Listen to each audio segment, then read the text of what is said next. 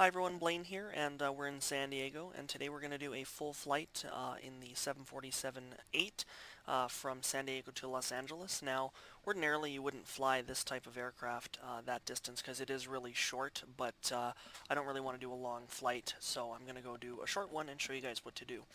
We're going to go through the whole general pre-flight checklist, and that is available in the description with a link to my Google Drive so you can download it so you can follow along. A couple of things with this aircraft. It's the SSG 747-8 series, and it's a good aircraft, but it's buggy. There's a lot of bugs in it that make it not ideal for flying. So I'm going to do my best in terms of managing those in the way that I kind of know how, but just be aware that if you see something and you're like, that's really odd, it's probably because the aircraft is really buggy. So with that in mind, let's get started. So we're going to jump into the aircraft. We're configured for cold and dark here. So first thing we're going to do is configure the aircraft how we want it. So we're going to turn on the flight assistant, go to options, hide the yokes, set weight as pounds, and that's all I want to do, I think, yeah, right now. Oh, we're going to open all of the doors. Okay. So, while all the doors open and things like that, we will begin starting up the aircraft. So we're going to go to the overhead panel. First thing we're going to do is turn on the battery, close the guard, then we're going to go to standby power, set it to auto, we're going to turn the bus ties on, and then the generator controls. For hydraulic pumps, we're going to leave them all to off, except for the fourth one. We're going to turn that to aux, and then we're going to turn on the engine hydraulic pumps, and then we're going to select ground power, and then we're going to turn the lighting up.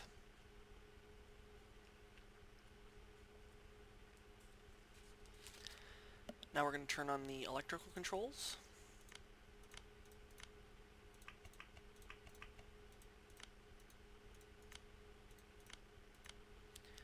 Utilities, set the lights, turn nav on, turn wing on. Logo you don't really need on. Actually, I don't even think logo works. I don't even think it's modeled. Okay, align IRS to nav. There's no way to confirm this, like in the Zeba, how you can line select it, it'll just pop up, but every time I've flown, I haven't had an issue with it being the correct IRS, it's just you can't do anything to confirm it. Okay, so we're going to go to the FMC and make sure that it actually popped up. And we go to position initial, and we can see that this is here, so that's obviously good. Now we're going to go to the flight assistant, zoom over here. Okay, so we want to first add our payload, and so we're going to do, I'm just going to do 25% full, and then you would hit load aircraft. So 493 for a zero fuel weight, we want to remember that because we're going to need that a little later. And then we're going to go to fuel, and the fuel I got off of SimBrief was 37,115 pounds. So we're going to load that. And just because we're actually going to be on the actual ground for a little bit, I'm going to do 39, and we're going to hit FMC select, and then we're going to hit load fuel. So now the fuel is beginning to load. Doesn't take that long, and it's loaded. Cool. Overhead panel now, confirm that the fuel pumps are off, and they are. We're going to turn on the cross feeds.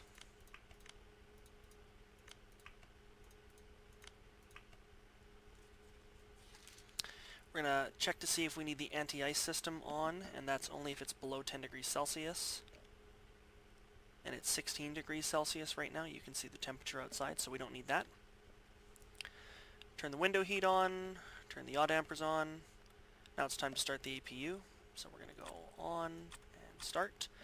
What will happen is, while the APU powers on, we don't really have to do anything, but these two generators will appear, and then we'll turn the ground power unit off in order to go to APU power.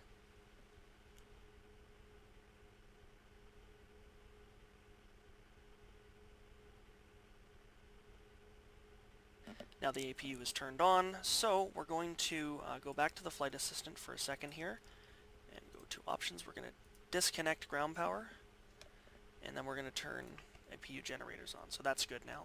I'm going to turn all of the packs on, followed by the isolation valves and the APU bleed. Now it's time to go into the FMC and configure everything. So let Let me just make that a little brighter. It's really quite dark, and I do apologize for that. It's just kind of how the aircraft is. There's no way to actually turn up the, I think, the keys on here, which is one of the many deficiencies.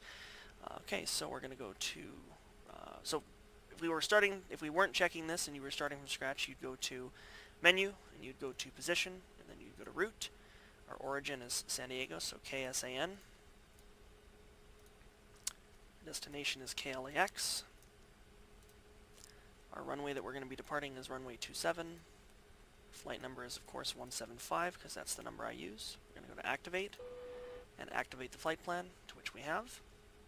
Now what we're going to do is continue with the FMC and programming. We're going to go to Route 2, and then Pref. Cost Index is going to be 50. Reserves are going to be, I remember I put an extra 2 in there, so we're going to put in reserves at 2, 0 fuel weight. We're going to line select this one right here, and it was 493, which was exactly what the 0 fuel weight was on the flight assistant. Recommends a altitude of 14,100, but SimBrief told us we're going to fly at 18,000, so we're going to do that. We're going to go to thrust limit. In order to do this programming of the FMC correctly, there's a bunch of stuff you have to do sequentially. So normally you'd fill in the temperature, but we're not going to do that. We're going to hold off. We're going to take off. We're also not going to do flaps. Trim we have to configure. The trim wheel is here, and there's another thing here, but they're not modeled. So my advice regarding trim would be to go into the settings and configure trim pitch, like trim up, pitch trim down, configure it to something, and then you'll actually move it that way. So I have it set to my thrust lever, and this is how I move it, just because it's the easiest way to do it. So it's going to be 5.3. Okay, back to the FMC. Okay, now we're going to go to departure and arrival. We are departing KSAN. We're going to select runway 27. We're going to do Falc 1 with SXC. We're going to execute that. We're then going to go to departure and arrival. KLAX, we are coming in on Ocean 3. The Geely, no, we're not going to do Geely transition, no. We want ILS runway 07 right with the ILS 07 right as exert.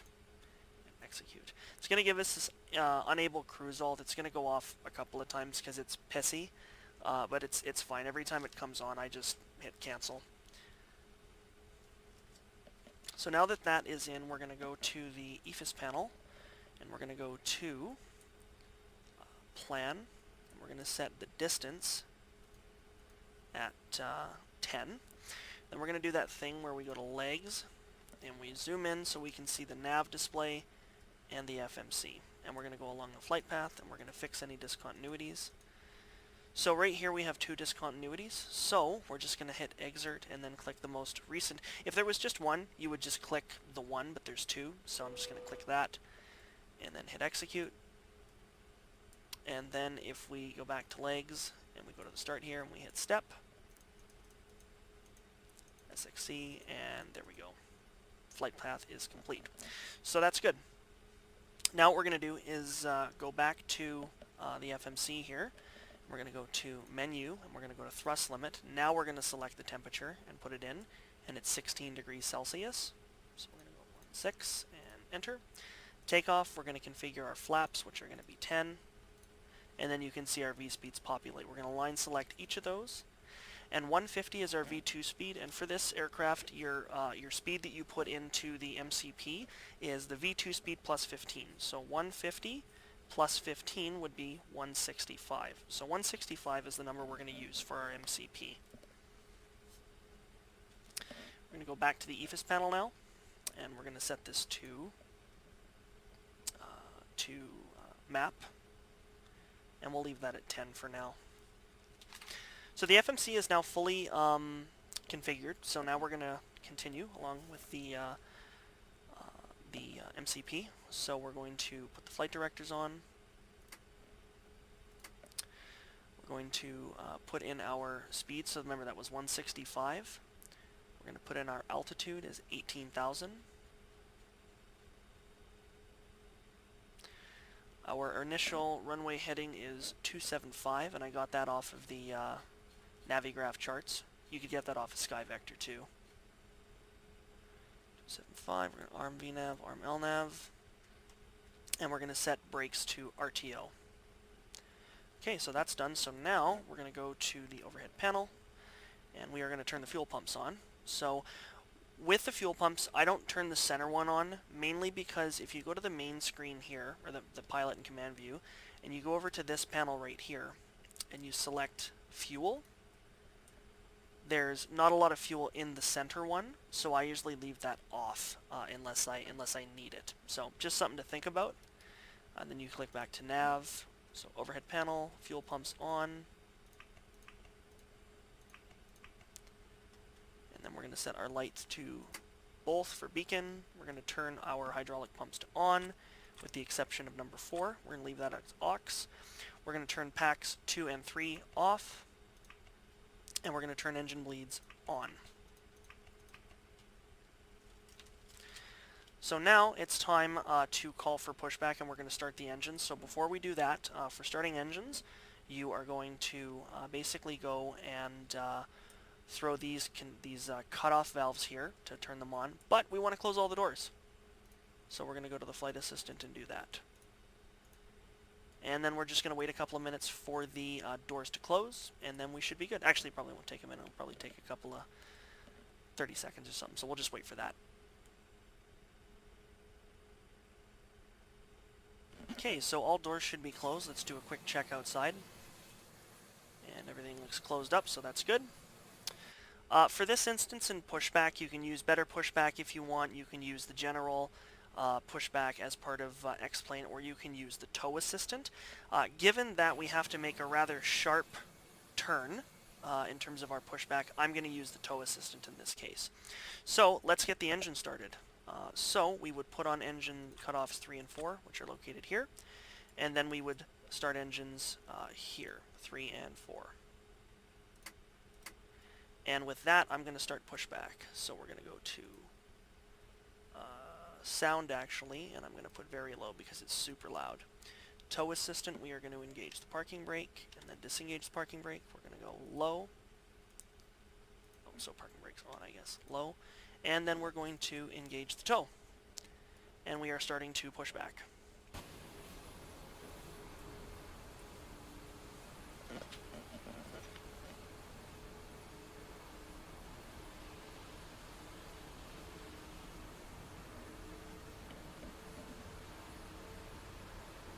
What controls the tow is your yaw. So if you're using rudder pedals, it's kind of easiest. But if you're not, you can use your flight stick.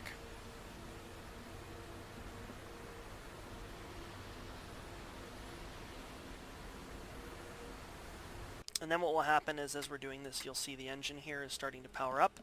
These two clicked off, so with that, we're going to go and turn on engines fuel cutoffs for 1 and 2, and then repeat the process. We're going to turn these engines there so that they can fire.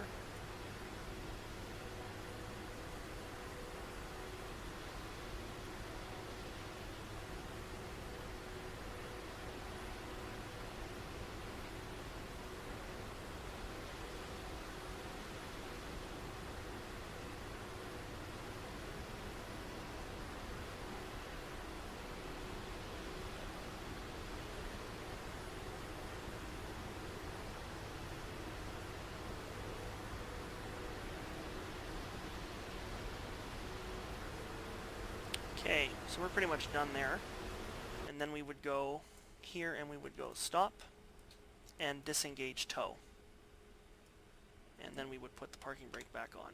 Okay, so as you can see here, all engines have fired, so that's good. So we're going to continue along this process. We just heard the clicks for them to turn off. So now, in the overhead panel, we're going to turn the APU bleed off, and then we're going to turn the APU off. APU power is now off. We're going to turn the packs back on, and we're going to start the hydraulic pump for number 4. Again, we're going to check wing anti-ice, temperature 16 degrees, not needed. Okay. We're now going to turn our taxi lights on because we are ready to go. taxi light on. We're going to configure flaps, which would be right here. And we are going to finally configure EFIS. So we're going to I'm going to set it to weather, and we're going to make sure that TCAS is on. Radio panel.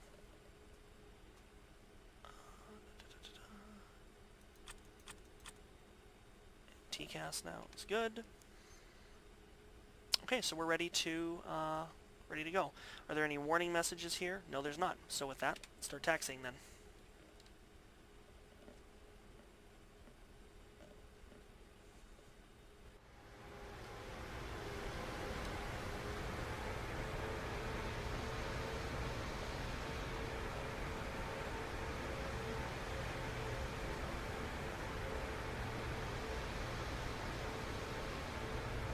This plane is, I have to say, it's probably its one redeeming quality is that it's really, really fun to taxi in.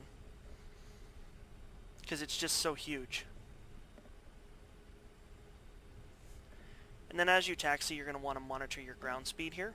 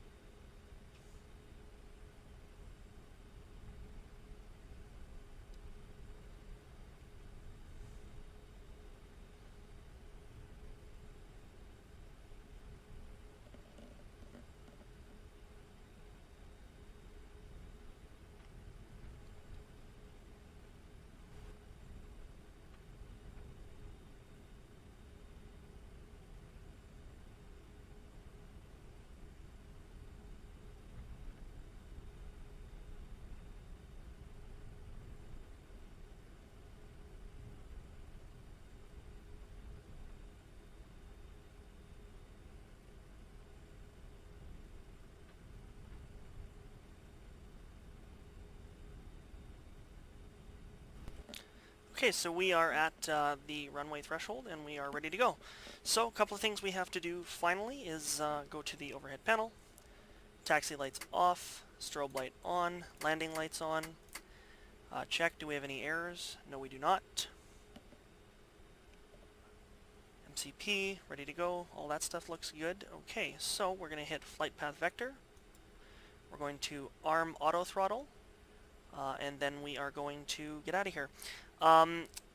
The flight director diamond or flight director star is really kind of weird. It always goes low, so it's gonna look like weird when I take off. But again, another symptom of the plane. So with that in mind, let's get out of here. Okay, so arm auto throttle, park brake off, engine thrust, and then we're gonna hit toga. And we're good to go.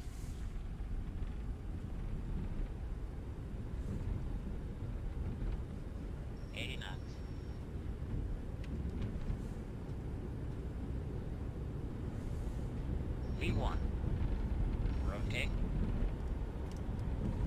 V2.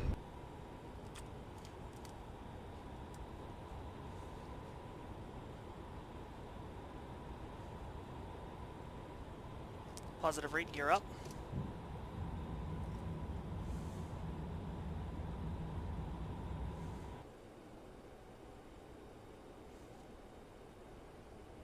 Thousand feet, flaps up.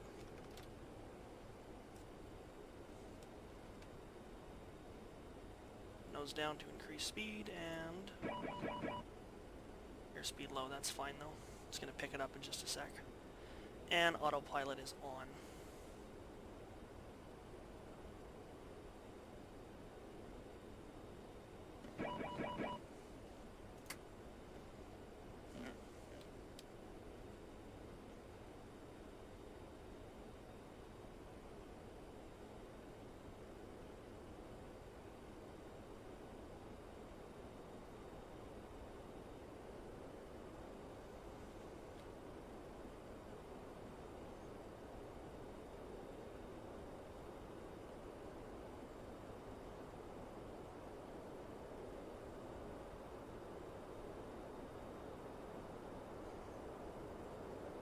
Okay, so our speed's increasing, we have a positive rate of climb.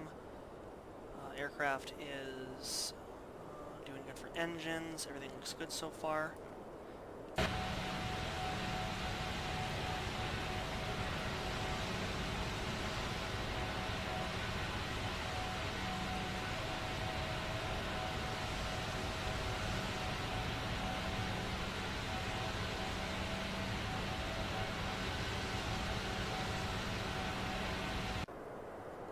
Through the clouds.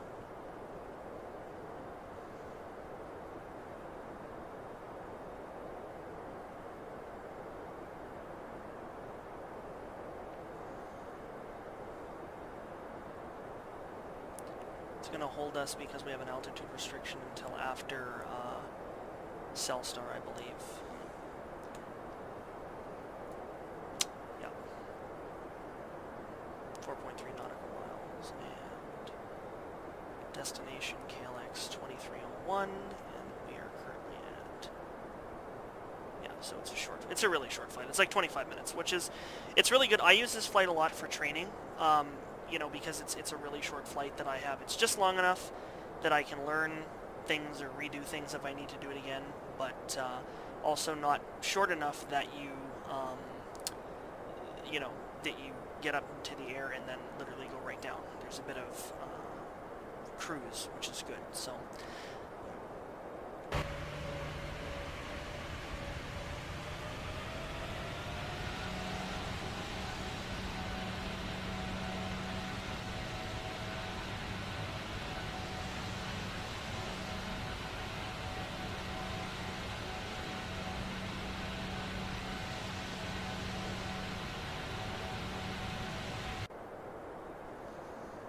Okay, so we surpassed the altitude restriction, so we're climbing, everything looks good.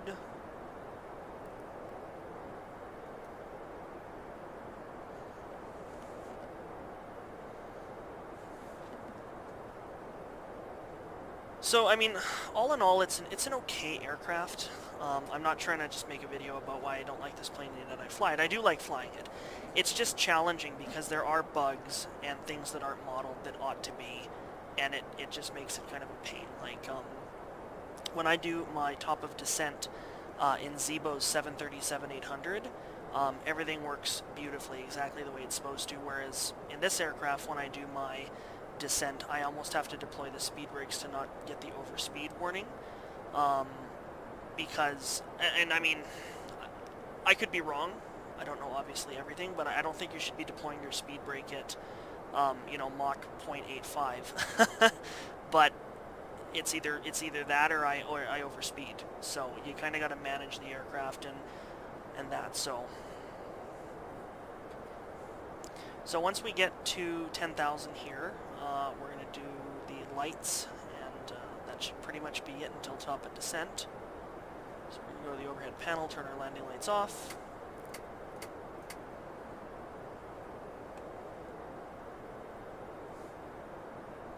Even though we're flying to 18,000 feet, you'll notice here that it says STD.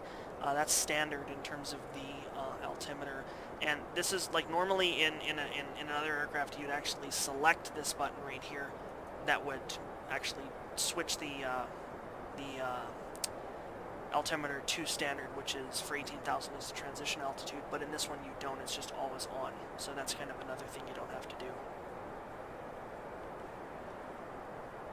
I have to say though, I really like the layout of this aircraft. It's got, everything is really organized. Like if you look up here, it's easy to see things, it's easy to find things, but there's a lot of modeling that's not there. Like most of the stuff here in the control side, for cabin and environmentals and stuff, like in the I always screw this up, PMDG or however you say it, like they have a whole bunch of different things, and they're just not here in this aircraft.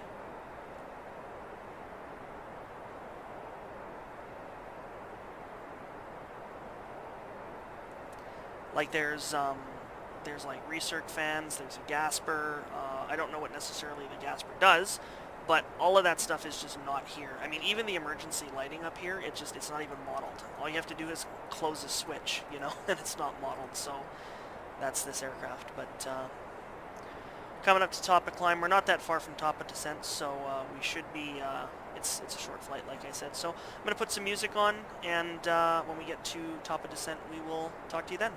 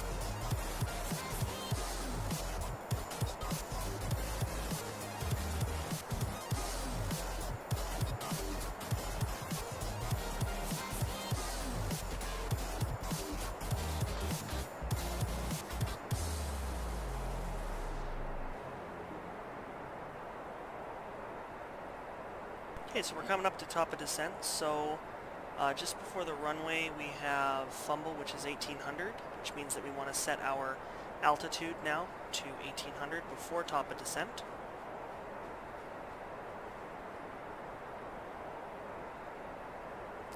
So that the aircraft knows to descend to that altitude.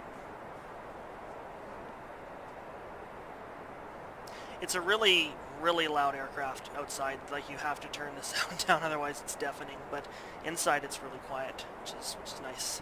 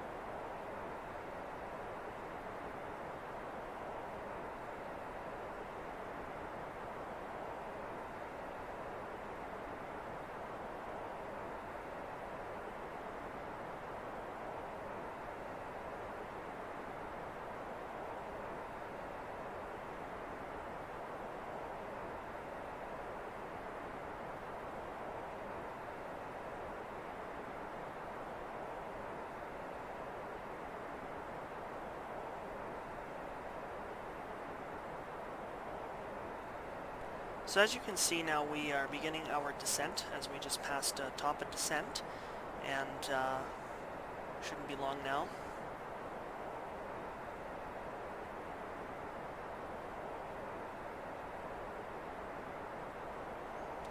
So as you can see, the speed is climbing just a little bit, and it will continue to climb as we descend. Now, in spite of it saying, 326 here, that's the speed, it is going to surpass that. I think that this is a bug in this aircraft because, naturally when you begin descending, you're going to have greater speed on the fuselage, and I get that, but I've had a lot of instances in this specific aircraft where I have to either reduce thrust or I have to deploy the speed brake to get it to not overspeed. So sometimes it works, sometimes it doesn't, but it's something you just kind of have to monitor continually.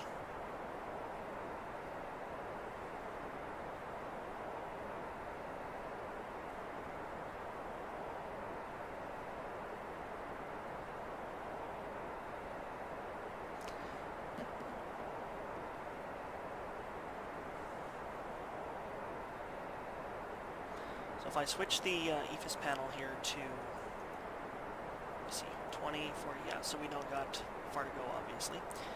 Making our final turn here over, I think this is, I think it's called St. Catalina's Island.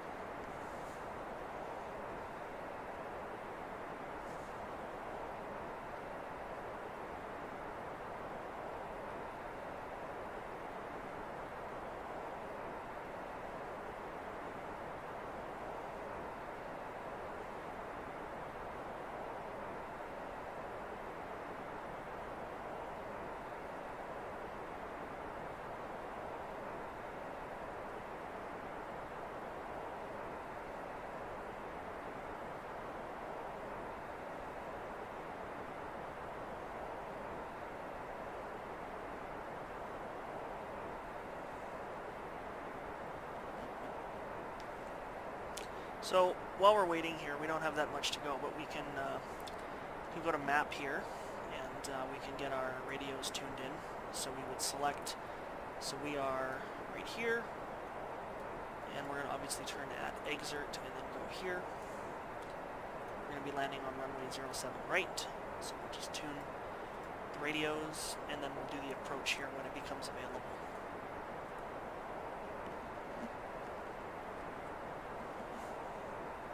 It's a good aircraft for shorter flights. I've tried to do long flights. You know, I mean, for example, I did one from JFK um, to Atlanta, which is, I guess, a long flight. But I tried to do, and it was fine. I tried to do one from, I want to do one from JFK to London, like a transatlantic flight, but there was some issues with the FMC, and so I wasn't able to do it. But I'm doing some research on it, and I should be able to figure it out.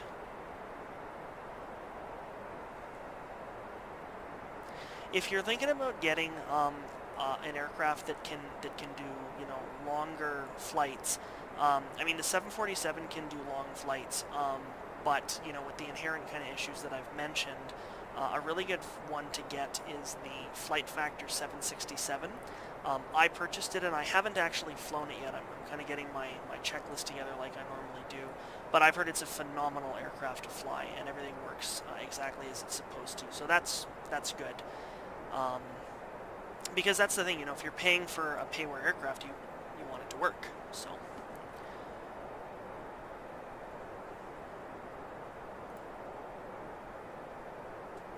we're just about at 10,000, so we'll go to our overhead panel and put our landing lights on again. FMC message. Drag required. Yeah, that always comes up. 41 nautical miles. So, plane's starting to slow down, which is good, but we'll just monitor it. When we do our preparation for landing, similar to how we do it for other ones like on the Zibo, you're going to go to the FMC and select Init Ref, and you're going to select this here and then put it here.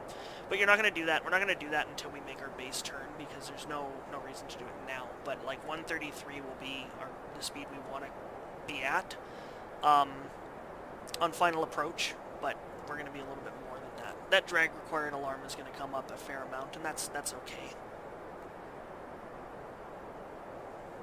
Just before I get to exert, I'm gonna start to slow down a little more. So.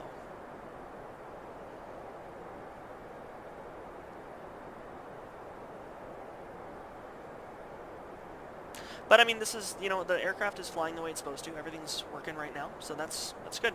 It's it'd be really cool if either Zibo made a 747 800, or if you could use PMDG aircraft on X-Plane. That would be really cool, because the immersion in those aircrafts, I've heard, is fantastic. So.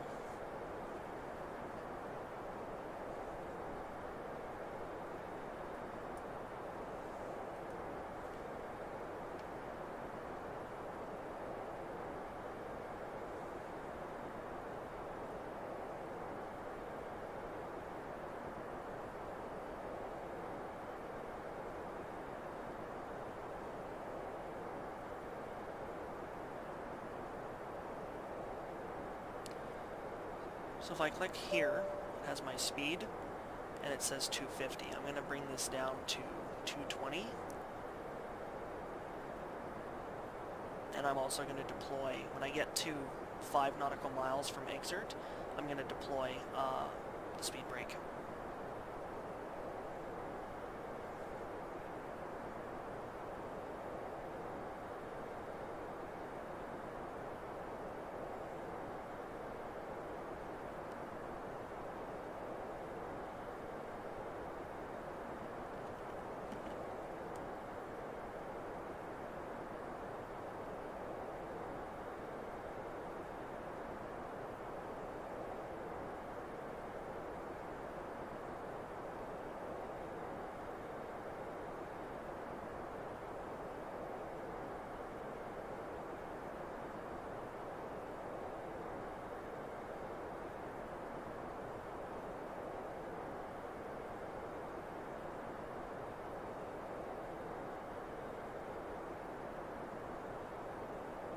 Okay, so I'm going to deploy the speed brake now.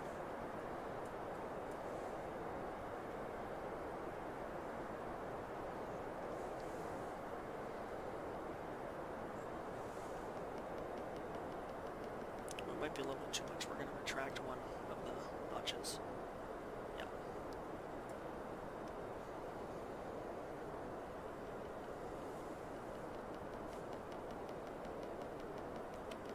making our turn.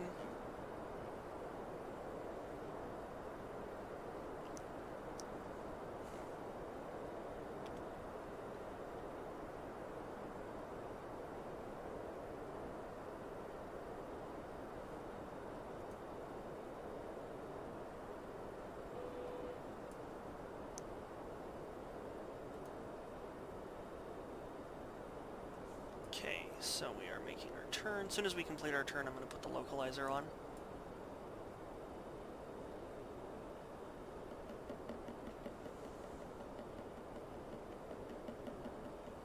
We are, how far are we away? 20. Okay. So, VOR, lock, and we're going to wait for this diamond to move.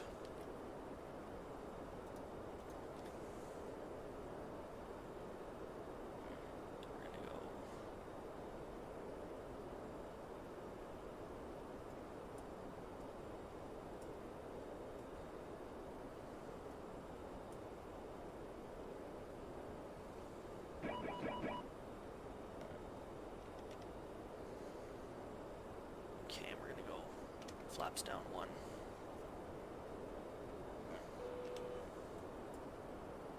Yes, yes, yes, yes.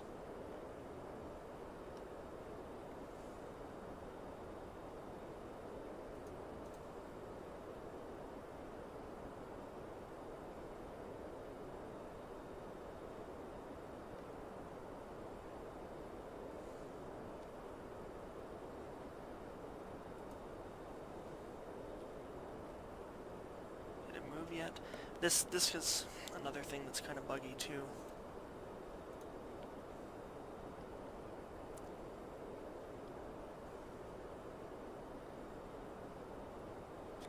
Okay, we're going to set brakes to 2. Go to the FMC and go to init-ref and configure our speed. Turn our speed down now because we're getting close.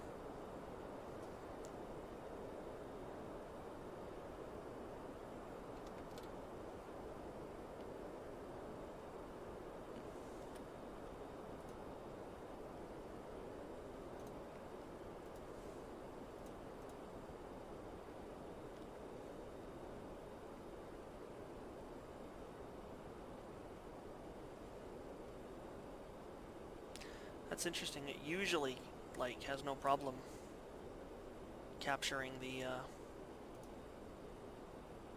7 right. We're a little bit below the glide slope. That's okay though. Should go into it.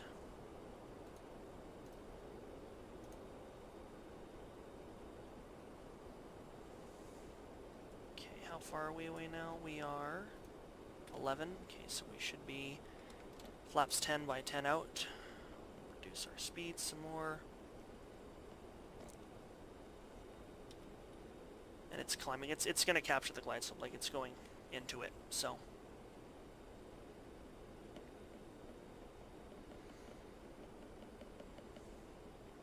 Okay, so speed is on point.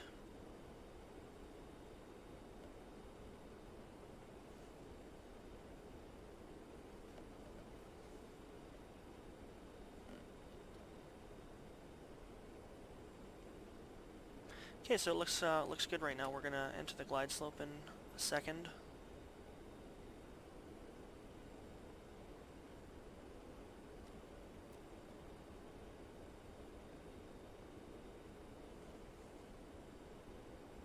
Yeah, okay. Do this to 145.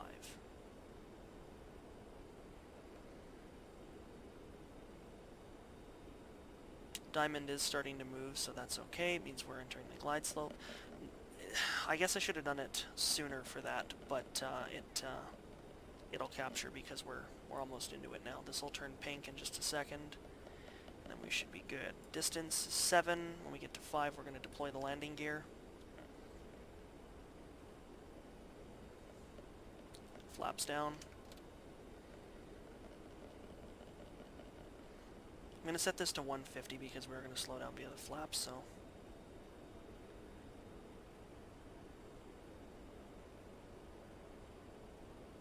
And this just turned pink.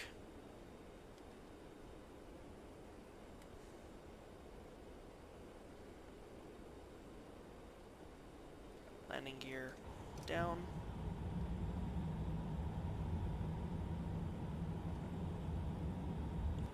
Flaps down. We're in the glide slope. Good. Speed, we're going to lower now to 140.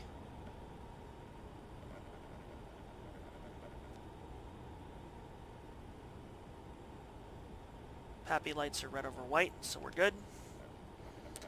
Diamond is directly aligned with our path there, so we're good. Okay, so we're going to retract. Do I have the speed brakes up? Yeah, they're up. Okay, so speed brake. Armed. Flaps down. Final flaps. Speed is right where it needs to be. So we're good. We're coming in.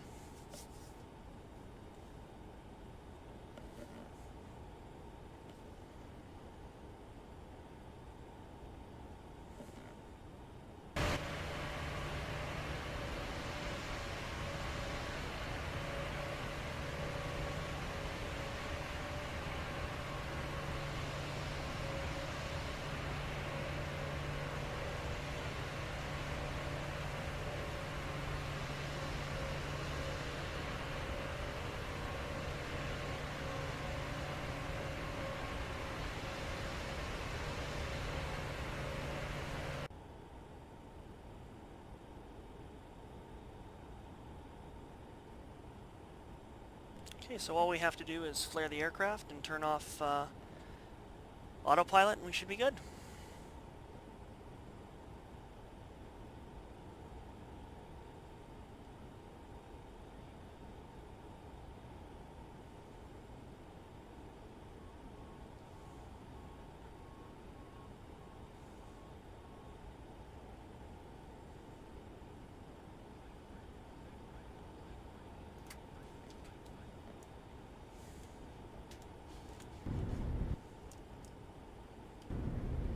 And we're down.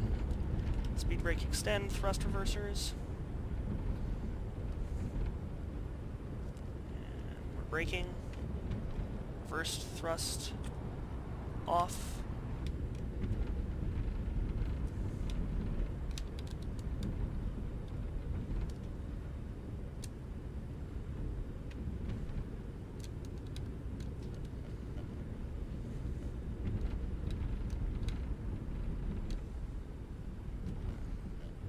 Okay.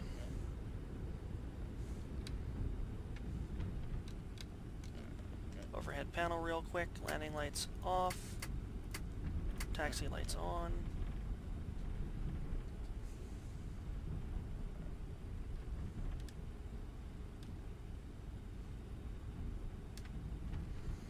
And we're going to turn onto the cargo ramp.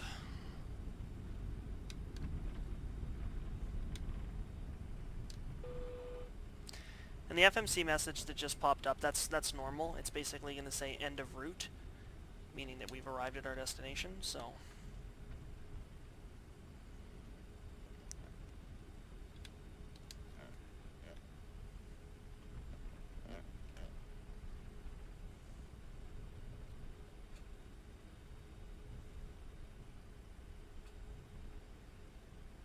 This is a really fun aircraft to land. I really enjoy landing it. When it works, when the glide slope captures.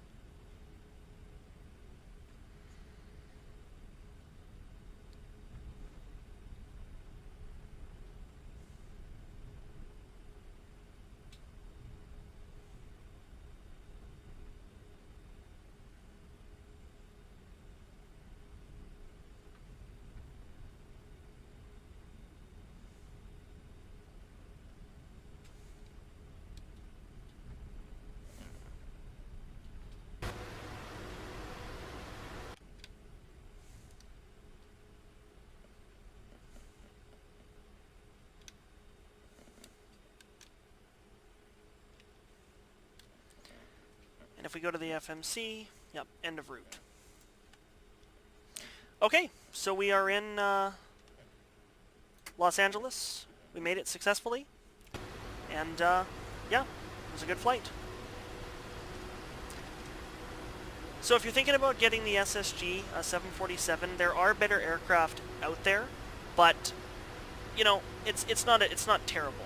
It could be worse. It could be a lot worse. So I kind of enjoy flying this aircraft from time to time, and it's a good aircraft to know. You know, I started with the Zibo 737, and similar to, you know, most Boeing aircraft, you know, I was able to transition to it rather quickly because it's a Boeing aircraft. So it was not that hard for the FMC, especially in that. So again, hope you enjoyed this flight. If you want to do it yourself and learn this aircraft, hope this video helps. Additionally, the pre-flight checklist we went through, that's in the description. You can download that and use it for your own studying. So thanks for watching. See you next time.